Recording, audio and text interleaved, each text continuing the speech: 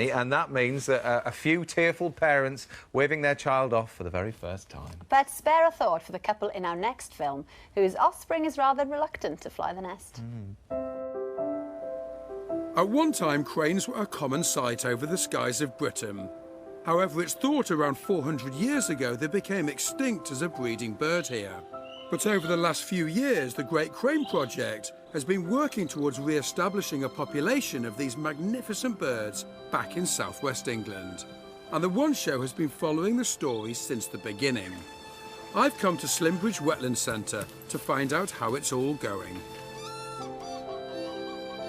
James Lees is one of the reserve's wardens.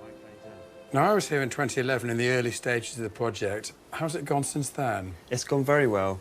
85 birds have now been reared here and taken down to Somerset where they've been released. And many of those birds have stayed in Somerset and began to set up territories there. But we're extremely pleased that some have come back to hit, their sort of spiritual home, I suppose, here at Slimbridge. So it's really exciting to have 3 or 4 pairs which are around here pretty much throughout the year at the moment.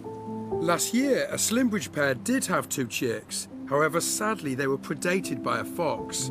But this year, there's better news. We've had a different pair that have come in to a more secluded part of the reserve, set up a nest and produced one fantastic youngster, which has made it through to fledging. So we're very, very excited that we've actually managed to get a wild crane born here at Slimbridge. The youngster should fledge any day now, and I'm hoping I might be lucky enough to witness its maiden flight. But first, we have to find it. Despite being very tall, cranes are surprisingly elusive. Well, the family was last spotted lurking somewhere along that tree line. So it's a question of sitting quietly, scanning, and looking for an incredibly secretive bird that is 5 foot tall.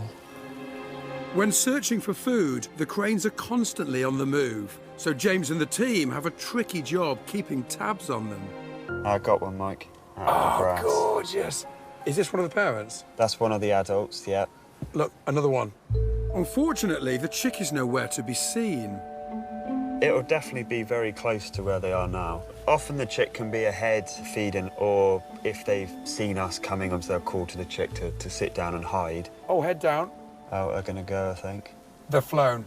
They haven't gone far. They've literally just dropped the other side of the fence. So at this stage, the adults are now just trying to teach it to fly. As we follow them, we have to keep our distance. They're very protective parents, and if we're spotted, they'll be off. In the barley, right in the corner. Yeah, there they are. Would you believe it?